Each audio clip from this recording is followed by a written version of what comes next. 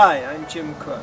About a year and a half ago, I read about the passive house construction in Germany, where they heat an entire house with the equivalent of a blow dryer in a German winter. I decided that I wanted that for our house, for the health and safety of my family.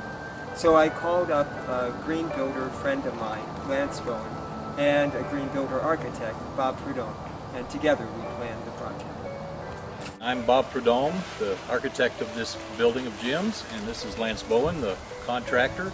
A strategy of systems that all reinforce one another. You've got the passive sun space on the south, you've got the super tight building envelope, you've got the low-cell foam that doesn't let any infiltration in.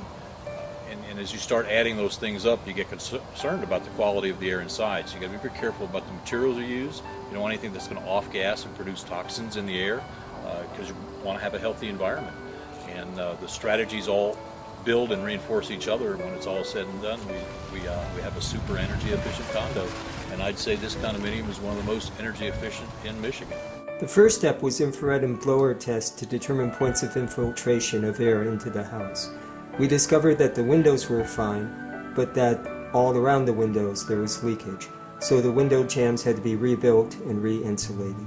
This box up here is the ERV. It brings in fresh air from the outside, warms it before it goes into the furnace, and keeps the air nice inside. Wherever the interior wall faces the outside, the builders built up the wall by 3 inches. They used steel studs, but they made sure they didn't touch the exterior so as to break the thermal bridge. And they sprayed 3 inches of foam inside to keep it airtight. The most spectacular part of the project is the solarium or sun space. It's a greenhouse structure and we'll be able to use it as such, but it has an 8-inch thick heat mass wall made of cinder block that runs up to the height of the house.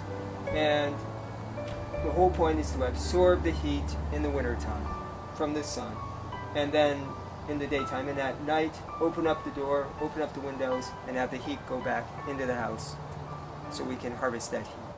So that's the project. It's not finished yet. The sun space won't be operational for another month, but everything else is working, and it's working great. We only used the furnace about a month ago for a couple hours in the morning. The air quality in the house is much nicer. Don't have to worry about low humidity. We have fresh air everywhere in the house at all times. The temperature, the interior temperature, is pretty much uniform through the whole house. And it pretty much hovers right around 70, sometimes 72, sometimes 69. Most important, we're helping to save, if not the planet, at least human life as we know it on this planet, by cutting down on our carbon emissions.